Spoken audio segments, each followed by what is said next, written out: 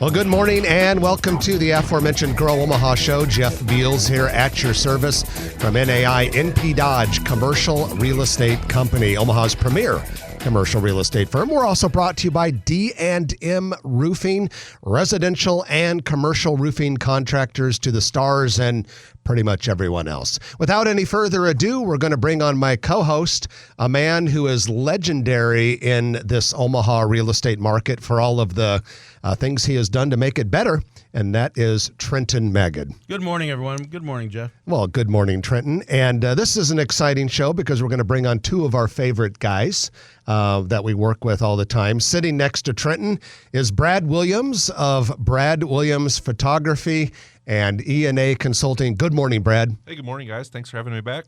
Yeah, always good to have you back on the show. And then another familiar name and voice sitting next to Brad is Jorge Sotolongo from NAI NP Dodge. Good morning. Sharing a mic with Brad. He's piggyback riding me right now. I tell you, it's quite the visual, and it's a darn shame that people can't see it, but radio's theater of the mind, and they might enjoy the imagination more than even the reality. And it'll drive them to our YouTube channel. That's true.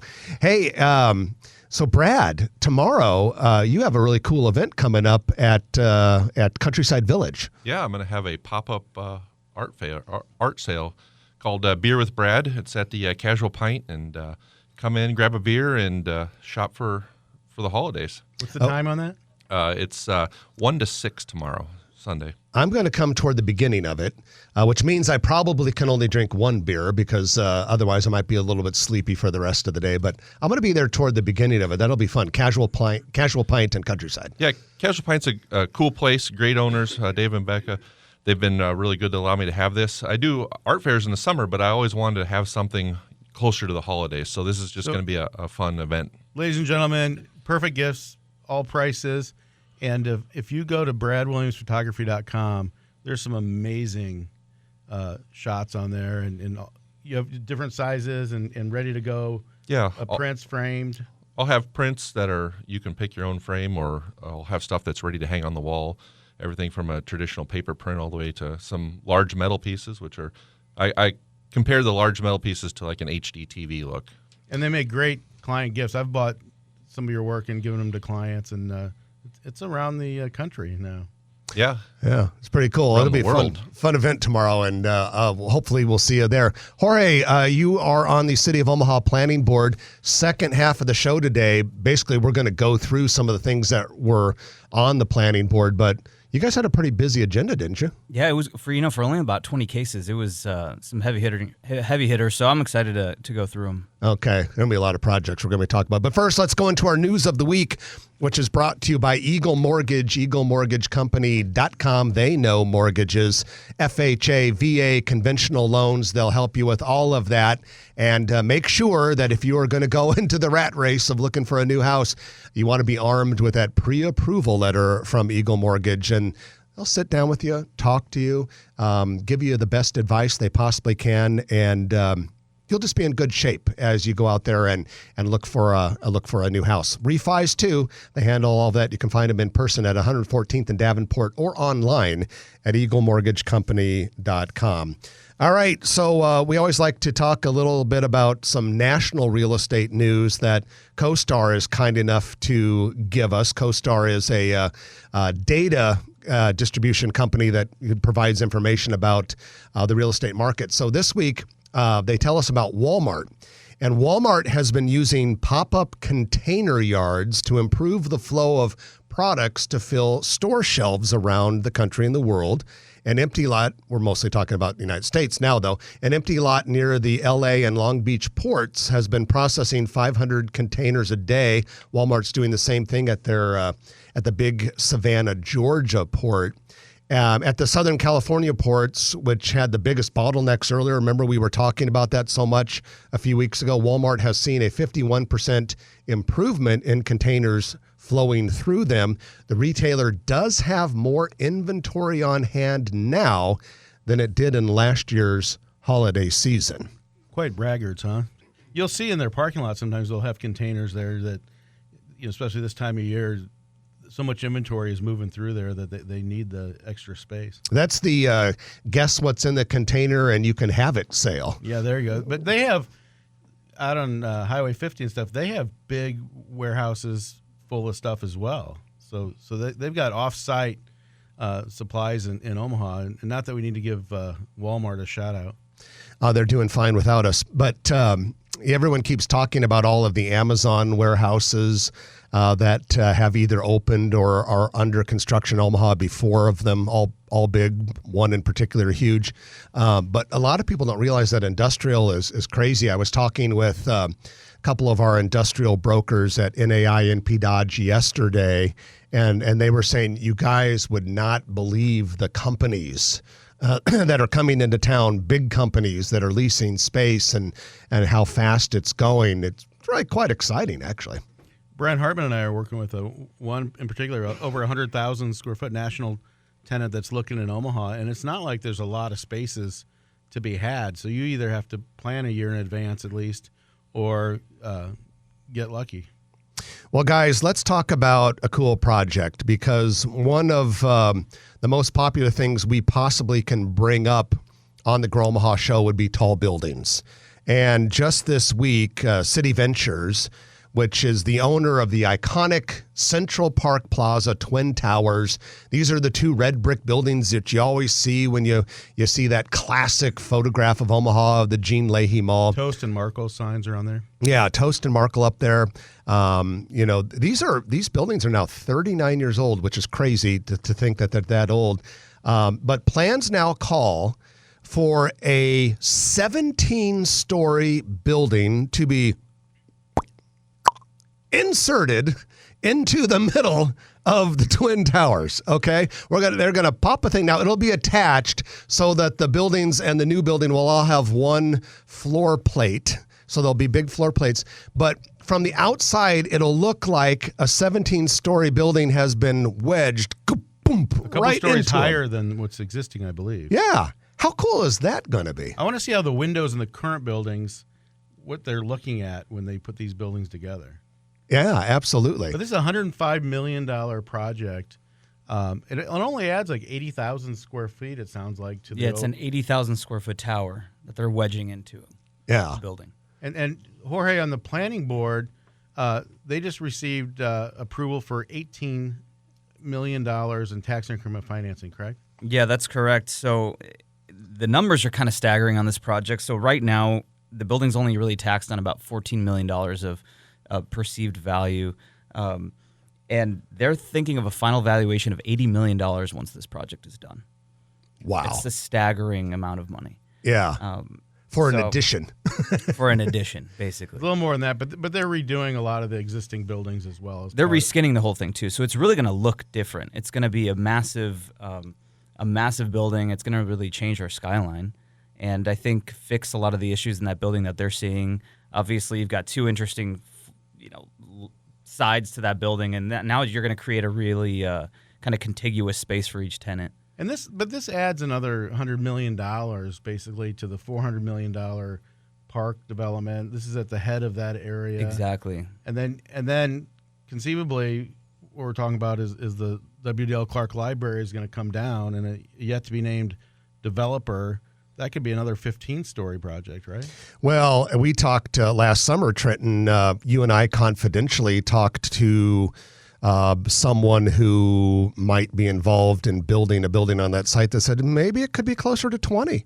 The building that they have planned, potentially, possibly, maybe for the W.Dale Clark site. So a couple interesting thoughts. One, going back to the Central Park Plaza Twin Towers insert, that'll be another tower crane that all of us construction geeks will Probably enjoy. more than one. And number two, if the building that we think might be coming onto the W.Dale Clark site happens, will you even see it? Will you even see it once that building's done? Exactly. I mean, we're going to have, just in like a one block radius from there, you're going to have like three massive projects potentially. And there's going to be cranes everywhere. And then they're going to retain a lot of that retail as well. They're going to do a lot of ground floor retail as well in the Central Park Plaza project. So it's going to be great and walkable, and it's going to change our skyline totally. And then moving east, there could be another about a 6-story building, we believe, where all the construction equipment is now. You're talking On about the west side of the park, right? right. Trenton's talking about the square block that had always been the westernmost point of the Gene Leahy Mall. And like Trenton said, that's being used for construction staging now. But everything we're hearing is that will no longer be part of the park. It will be some building. My guess would probably be mixed use with a heavy multifamily component. Yeah, on that one, multifamily, probably some office as well. or retail on the ground Have a nice, floor. like, stepped up, I think, view from the park. Yeah. Looking at the buildings, it's going to step up nicely, I think. You guys, there have been, and we haven't really addressed this on the show because there's so much that we don't know, but there are some fanciful rumors going around about possible tall buildings going downtown. And it's so funny. I love to go and I talk to people. I talked to some people yesterday in the industry, and a lot of people said, "Yep, a lot of exciting stuff coming downtown. A lot of big stuff. So. We don't know exactly what all it involves, but there's a lot of talk about some buildings down there that could be fairly tall. Well, the former UP site is prime for redevelopment. We've seen some renderings over the years that that could be next in line as well. Yeah, and the question is who would be a tenant for it if it does truly happen. There were even rumors floating around that maybe a general contractor was selected for the former UP site. Again, nothing has been announced, but Brad, with all of the stuff going down there, we know something's going to be happening. Yeah, the interesting thing with all the rumors, too, is it's all companies that are already here relocating. And so that would even open up more development property around town, too. And secondary space, they might have a campus already, or they might have a big building that could be repurposed. And here's this new Apex, which is Central Park Plaza. They call it renaming it the new Apex. name. Yeah. That's 39 years old, and so they're not afraid to take these buildings, and you're seeing that around town, and which is a lot better than Could you imagine? There's no reason to scrap a building of that quality, obviously. So, question for you guys: do you consider that building Class B or Class A, Central Park Plaza? Right now? It's Yes. Class B, I would B. say. Okay, B, Class B. yeah. Because they refer to it as Class B as well, and I was just curious what everybody thought, if that was accurate. I mean, I guess it's true. Now, the last time I was in one of the upper floor offices in that building were several years ago, and even back then, my memory of it is kind of, and I apologize if this is not accurate, but my memory is a little bit low ceiling, not all that brightly lit. And now I don't recall that. I might be wrong on that, but I know it's been redone quite a bit already. I mean, City Ventures has gone from 25 employees to like over 200. They're and they're in blowing that up. building. Yeah, they're so I blowing mean, there's up. a lot of people. By the way, this is just the building. The parking garage to the west. There's also plans for that. I know they're working closely old with the Park city Fair. of Omaha. Yeah, so they're working with the city of Omaha to decide, what's going to happen, what kind of updates are going to be there. But they're going to retain the parking, obviously, and it's going to be a good amenity. It'll be interesting to see what kind of rents. If they're going for a Class A rent, you have some pretty hefty rates. yeah, would have to. But if they were Class A, wouldn't they need a more of an attached parking garage for all this square footage in the building? For the true definition? Yeah, true definition of Class A, ladies and gentlemen, is garage parking for a lot of it. Multi-story, which that certainly qualifies. Some of the amenities. Restaurants, food service, fitness, workout area, nicer meeting and event spaces. So that But also you got all that around there. that also answers the question, or asks the question of if they need more parking, where does that go around there? I mean, that could be part of a whole nother development. Indeed, yeah. But if you're Pickleman's or some of those restaurants around there and some of those services, you just got to be licking your chops. Yeah, there's going to be a lot of deliveries. a lot of deliveries. Oh, and by the way, there is 2,000 talk. employees they're talking about. There is talk that there could be a bar restaurant on the top floor of that new building insert, which would be pretty nice. I think we should make a rule that if you're going to get TIF, you have to put a bar on top of your building. There you go. I am 100% in favor of that. And outside. affordable housing, too. But I'm just saying the bar on top Yeah, of the sure. building would be good. Yeah. There's all that other stuff, but mostly the bar, Jorge. That's what I'm kind of intrigued by. That, yeah, if you're going to have a building that is more than say 6 stories and you get TIF, must have either top floor bar, lounge, restaurant, or rooftop bar. Or pickleball.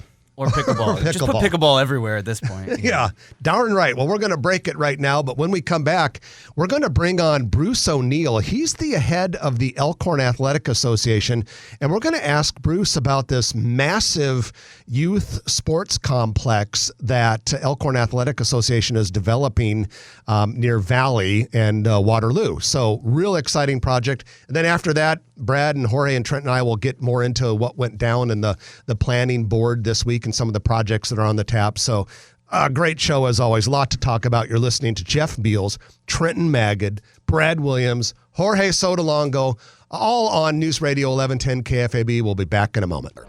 And we're back on the air. Jeff Beals and Trenton Magid at your service from NAI NP Dodge Commercial Real Estate Company. We're also brought to you by D&M Roofing.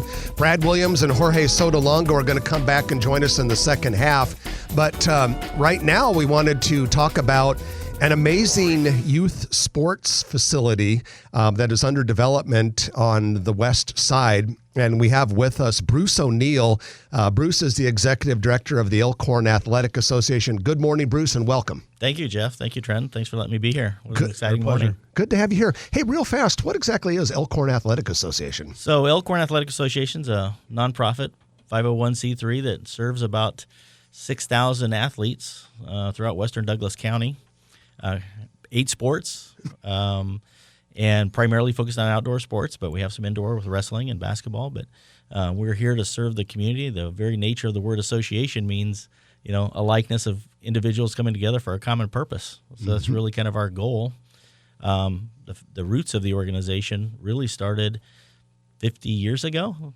There's 5 decades worth of youth sports history, and it really came together through kind of a partnership with our co-founders, Eric Crouch and Jason McDonald with General Fire and Safety, who about in 2015 said, let's see if we can't pull some of these groups together and see if we can't work for a common purpose to provide places for kids to play and a mission for that. And when I first got here 3 years ago, it was about 1,600 kids. And now we've got roughly over 3,000 with a combination of what used to be Elkhorn baseball and the Elkhorn Soccer Club, and it's been a pretty exciting journey the last 3 years. And one of the very first things they said to me is, boy, we need some more places to play. So Elkhorn Athletic Association is independent of the school district. It is independent, yeah, but we leverage and use the facilities tremendously, Trenton, because we are desperately reliant on our ability to have that partnership with the schools and use facilities.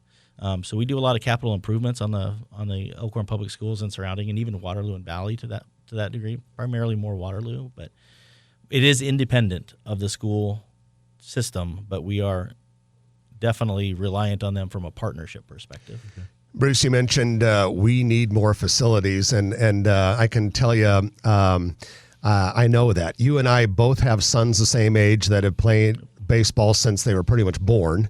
And so you and I know a lot about going to other cities and doing baseball tournaments and coming back home to Omaha wondering why we don't have some of the facilities that our kids have played at in other towns, which brings us to why we have you here today. Talk to us a little bit about what you have planned and what all that is going to look like. Yeah, thank you. Again, this journey of this conversation about looking at what do we need in this community really is, a lot of folks have looked at it, right? And we have not really had too many folks be very successful at trying to figure out this particular equation. But we've managed to get our hands on about 142 acres just outside of Valley, right off of 275. The location is absolutely spectacular from an ingress, egress, and traffic perspective. So it's 142 acres, looking to put on it 16 baseball, softball fields, varying sizes. 6 all kind of multi-turf all play fields, which are soccer and football and lacrosse, and a barrier-free field for kids with disabilities. So we have a mission to be able to say we want to serve all athletes anywhere from kindergarten through high school, but we really focus on kindergarten through 8th grade. And in doing that, we want to be able to say we have a place for adaptive sports all the way through recreation, which is the vast majority of it, and then the select sports. So it's a fairly significant undertaking. I like to use the phrase a BHAG, right? It's a big, hairy, audacious goal. We'll use that one on radio. Jim Collins. Yeah. So for us, this is a BHAG, right? We are at the tip of the spear as a nonprofit, not doing this just for the Elkhorn Athletic Association. We are really, truly trying to do this for a community to leave a legacy for generations to come. And we want it to be a regional destination, right? How much money have Nebraskans spent, and particularly Western Nebraskans, or Eastern Nebraskans, traveling other places to play? I look at a place like Des Moines, who has 6 complexes similar to this, maybe not quite the scale. That are smaller city. And you guys just published the other day, and we're Omaha's number 13 on the places to live. And where's Des Moines in that? They're 93rd, right? And we have a dearth of places like this that we just don't have them. We need really competitive places to play and a regional destination because folks want to come to Omaha. And we just need something like this to be it'll be net new economic income because we don't have a draw like this today. Will there be naming rights for this, or? Without question, I'm glad. Thank you, Trent. You walked me right into it. We actually have a naming rights partner. MD West 1 Orthopedic and Neurology is the naming rights partner for the complex. They've signed up to do that for the next 10 with an extension for 20 years. So we're fortunate to have that. And then, of course, we're going to rely on sponsorships for naming rights for fields and things like that.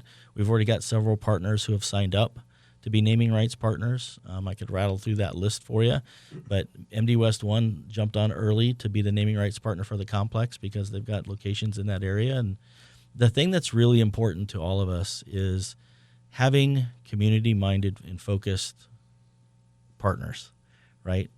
We don't necessarily want to have Joe's Crab Shack propane and bail bonds as a sponsor. Yeah, not that we don't appreciate that. There's not a synergy there. Right, but what we're looking for is folks who have like-minded partnerships that are oriented the same way. And so folks like, MD West 1, Pinnacle Bank, Core Bank, DJ's Dugouts, General Fire and Safety, folks that have a community-minded focus have been tremendous sponsors. Pepsi's one. We've got a couple of family foundations that have contributed to this project. And so it's a $50 million project over the course of the next 8 years, and we're building it in phases. And in doing that, we're going to be reliant on not only local contributions and efforts, sponsorships, but also some of the new tools that are out there legislatively at our disposal as well. What's the website? So you can get to the website at elkhornathletics.org and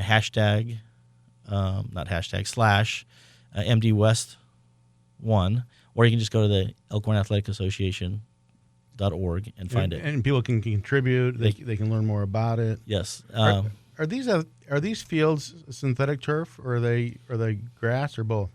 So the baseball fields will be all synthetic infields and grass outfields. So again, weather being what it is in Nebraska, we want to make sure that when people travel here, they have a place to play. And then the soccer/football fields will be a super pad. So it's going to be one big contiguous space that will have synthetic turf. That is a nice amenity. Okay, so it's 142 acres, Highway 275, the exit where there's a pilot travel center and a Dairy Queen. That's what a lot of people will probably identify it by. Timeline, Bruce, for these phases. When will the first pitch be thrown? Well, our plan right now, if we can stay on track, is spring of 2023. We've got great partners with MCL, Lamprey Nearson, Morrissey Engineering, and Nemaha Construction out of Lincoln, who are actively putting all the details together. BCDM is doing the architectural renderings right now for the City of Valley, who's been a fantastic partner to us. And so our plan is to start moving some dirt here this winter and getting some excitement going. And as the two of you will know better than I do as a neophyte to this, moving dirt is expensive, and it's not as abundant as you would think. Yeah, you would think. There's dirt everywhere. Not always the case. So, and there's just so much construction and growth right now in Omaha, which is exciting, which is exactly why being in the vanguard of a community project like this is super important. Well, we're really excited about it. I'm looking forward to watching games there someday. And Bruce, thanks to you and your colleagues and your members for everything you're doing to bring Omaha a bigger piece of that youth sports market economy, which is billions and billions of dollars. $19 billion, Jeff. That's impressive. Well, thanks for joining us. Appreciate your time this morning. Thank you, gentlemen. Bruce O'Neill, Executive Director of the Elkhorn Athletic Association. When we come back, Jorge and Brad are going to come join us again, and we're going to talk about some of the projects that went through Planning Board this week. All sorts of things that are going to be coming to Omaha. And we'll also have our commercial real estate development spotlight brought to you by Noddle Companies. Going to talk a little bit about a new restaurant, Exarban Village. Lot to do, so we're going to get to it. You're listening to Grow Omaha, brought to you by D&M Roofing and NAI NP Dodge on News Radio 1110 KFAB. And welcome back to Grow Omaha. This is the show that talks about the growth and development of your favorite city. Jeff Beals and Trenton Maggot from NAI NP Dodge. We're also brought to you by D&M Roofing, commercial and residential roofing contractor. Hey, we have with us Brad Williams from E&A Consulting and Brad Williams Photography, and also Jorge Soto Longo from NAI NP Dodge. And this is our commercial real estate development spotlight brought to you by Noddle Companies. And guys, Noddle Companies is, among many, many, many projects, the developer behind Exarban Village. Saffron Urban Kitchen. We've talked about it before. It's the new upscale Indian restaurant that is coming to Exarban, really close to Herbsant. Took a look inside the space a couple days ago. Wow. Build out is underway. It's beautiful. Yum. The polished wood in there. The bar is beautiful. The way they have it set up where you go into the vestibule and then the check-in counter is off to the side. You guys, this is going to be a special place. They talk about when it's going to open? And it's very, very close. In fact, there was a liquor license sign in the window, which is always a good sign. And I mean, it's looking to me, based on where they are in build out, I would say early next year. And Exarban Village, it's just the season? 'Tis the season. I tell you, it's so decorated so nicely and everything else. So very good stuff. That is your commercial real estate development spotlight of the week, brought to you by Noddle Companies. Noddle Companies based here in Omaha, doing business all over the country. Big development projects, and you can find them online at noddlecompanies.com. Well, Jorge is a member of the Omaha Planning Board. They meet once a month. Wednesday of this week was the week. Jorge, what we thought we could do for the rest of the show is maybe you could kind of toss out a couple things that were on the docket, and we could talk about it a little bit. Yeah, absolutely. One of them that we haven't talked about on the show for a little bit is Maverick Landing, and that was on the agenda this week. It's looking like it's coming along pretty nicely with some restaurant 72nd retail. and Grover. 72nd and Grover. Big site. And it was Holiday Inn Convention Center forever, and then it was Ramada Inn. Yep. And the Cocoa Keys is coming So down. a local developer is redeveloping everything except that dentist office on the corner, right? Exactly. So there's going to be, I'm seeing right now about 5 buildings on here, including the Fairfield Inn Hotel that's going to go, which is a pretty nice hotel. So I think it's going to be a nice addition, a nice little revitalization there. And then to the east, we're hearing big multifamily projects. So I think we have a good idea of who the developer is, but I don't think we're allowed to say it yet. But there's going to be a good amount of 10 acres. 9.5, 10 acres, yeah. So it's going to be a good amount of really close retail and residential. They're also going to connect 70th Street on the north and south side. So going north and south on the development, they're going to actually add a city street. So 70th Street will then continue throughout. And I know so they're help actively traffic. looking for restaurants and commercial, in addition to the apartments and the hotels that are going there. There's already a couple limited service hotels that have gone up.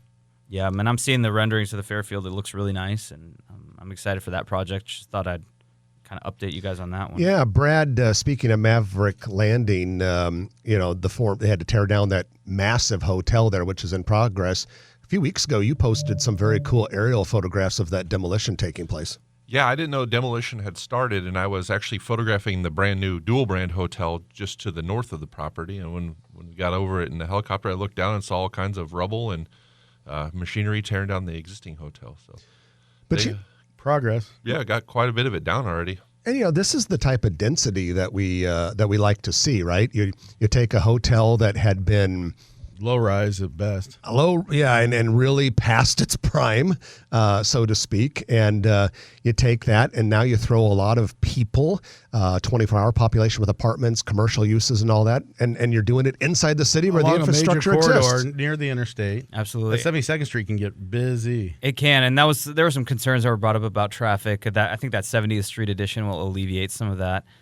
So this was a $2 million TIF request that we approved, and then so I think it's a great project. It was like Christmas at the planning board this week. It was. We were just handing out TIF dollars, left and right. You get a TIF.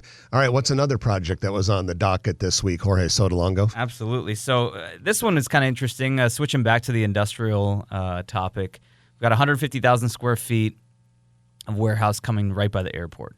I think Century Development. Century Development. It is. I think it's Century. Well, it's managed by Frank Krejci, so it's Century. a project exactly. It's 150,000 square feet of industrial, and what Abbott we Drive on Abbott Drive, so front's Abbott Drive, and it's going to look nice, but it's going to be accommodating of really high end industrial tenants So just near north the of the airport. airport, basically? Just north of the airport as you drive north on Abbott. I guess it came from the idea that Frank has of course traveled to other cities, and when you fly into places, he's seen a lot of high quality industrial developments around airports, and that we didn't really have that. So it's, I think, a welcome addition. This ground has been vacant for a long time. The ground and the soil is tricky down there, apparently, to work with. So they needed TIF to do this project, and we approved it. I suppose it's so close to the river, Brad, from an engineering perspective, that is a very different part of the metro area compared to the rest of it. Yeah, and not familiar with this exact project, but you always have to, when you're that close to a big body of water, be careful of the floodplain and make sure you're above the floodplain. Yeah, you got unique soils down there. That's what it is. It's the kind of sand that they have underneath that is. You put a heavy piece of equipment on there and it buries itself. So it takes a sort of remediation and things. We're really kind of getting into the nitty gritty, but it's interesting. And things like that. But you're probably talking about 25,000 square foot bays, exactly. So the idea is I think we're going to get some IQ really high warehouse, end probably. tenants there, which is great. Awesome. All right, we're going to take our final break of the hour. When we come back, we're going to have the lightning round brought to you by Turner Construction, and then I bet we could get another project or two out of you, Jorge, couldn't we? Oh, absolutely. All right. Okay. So you're listening to Jeff Beals, Trenton Magid, Brad Williams, and Jorge Sotolongo on Grow Omaha, brought to you by D&M Roofing and NAI NP Dodge. Back in a moment on News Radio 1110 KFAB. And Grow Omaha is back. Jeff Beals, Trenton Magid, Brad Williams, Jorge Sotolongo here. This is the lightning round. Brought to you by Turner Construction. Turner Construction, always in the running for one of the biggest construction firms in the world, but they work here in Omaha like a small town construction firm in that they're very customer service oriented. They care deeply about their workforce, and Turner always sees themselves as having an obligation to developing the local construction workforce. We need more tradespeople. We need more carpenters. We need more masons and all the things that people do that make buildings happen. And Turner Construction is really working hard to make sure people get into the trades, and they realize that you would have a hard time finding a better career than one in construction. So we thank Turner Construction for being our lightning round sponsor. Hey, a few things we want to fly through here real fast before we get into some of the other things that are on the planning board docket this week. Casanova's Butchery is an interesting sounding business coming to Rockbrook Village. I think it's pretty high end. They're going to have a liquor license and all that sort of thing. Rebel Monkey Pizza is open Old Pudgy's? In the old Pudgy space near 168th and Harrison. I tried it this week. Good product. Arby's has opened at 184th and Center, replacing one about a mile or so to the east. Big demand for that one. Crisp and Green is going to be opening December 11th instead of this weekend like we originally thought. I found him that location. I'm excited for that. 80th and Dodge. Let's go there for lunch after it opens here in a couple weeks, Trenton. And then some bad news. Closings. Pottery Barn Kids is closing at Regency Court, and Lead Belly, a restaurant in Midtown Crossing, closing at the end of the year. Starbucks now open at 90th and Fort Street. So Jorge Sotolongo on the planning board. What's another project this month? Another Starbucks, 90th and Maple. I saw Chip James is they put in for a parking waiver of some sort just to accommodate a Starbucks there. That's one. And then we were going to talk quickly about Anchor Point. This is, I believe, at 168th and Ida. I don't know, Brad, if you want to chime in on that one.